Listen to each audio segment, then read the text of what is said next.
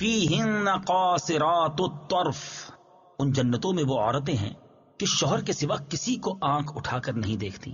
تفسیر صراط الجنان میں ہے، اس آیت کا خلاصہ یہ ہے کہ ان جنتوں کے محلات میں جنتی مردوں کے لیے ایسی بیویاں ہوں گی جو اپنے شوہر کے علاوہ کسی اور کی طرف آنکھ اٹھا کر نہیں دیکھیں گی، اور ان میں سے ہر ایک اپنے شوہر سے کہے گی مجھے اپنے رب عز و جل کی عزت و جلال کی قسم، جنت میں مجھے کوئی چیز تجھ سے زیادہ اچھی نہیں معلوم ہوتی۔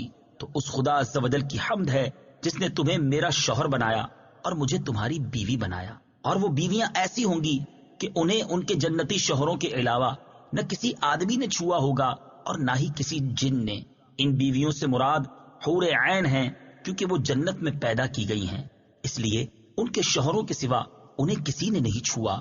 بعض مفسرین نے فرمایا ان سے مراد دنیا کی عورتیں ہیں، انہیں دوبارہ کنواریاں پیدا کیا جائے گا اور اس پیدائش کے بعد انہیں ان کے شوہروں کے علاوہ کسی اور نے نہ چھوا ہوگا۔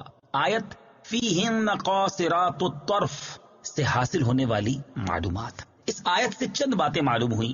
نمبر 1، تقوی اور شرم و حیا عورت کا بہت بڑا کمال ہے۔ نمبر 2، اجنبی عورت کا متقی پرہیزگار مرد سے بھی پردہ ہے، کیونکہ جنت میں سب متقی ہوں گے مگر ان سے بھی پردہ ہوگا۔ نمبر 3، پردہ اللہ تعالیٰ کی وہ نعمت ہے جو جنت میں بھی ہوگی۔ نمبر 4، حوریں پیدا ہو چکی ہیں اور جنت کی تمام نعمتوں کی طرح وہ بھی موجود ہیں۔ نمبر 5، حضرت آدم علیہ الصلوۃ والسلام اگرچہ جنت میں رہے اور وہاں کی نعمتیں کھائیں، مگر آپ علیہ الصلوۃ والسلام حوروں کی طرف مائل نہ ہوئے، کیونکہ حوریں صرف جزا کے طور پر ملیں گی۔ فَبِأَيِّ آلَاءِ رَبِّكُمَا تُكَذِّبَانِ، تو تم دونوں اپنے رب کی کون کون سی نعمت کو جھٹلاؤ گے؟ تفسیر صراط الجنان میں ہے، یعنی اے جن اور انسان کے گروہ، اللہ تعالیٰ نے تمہاری طبیعت کے موافق تمہارے لیے بیویاں بنائیں اور وہ تمہارے علاوہ کسی اور کی طرف نہیں دیکھتی، تو تم اللہ تعالیٰ کا انکار کس طرح کرتے ہو؟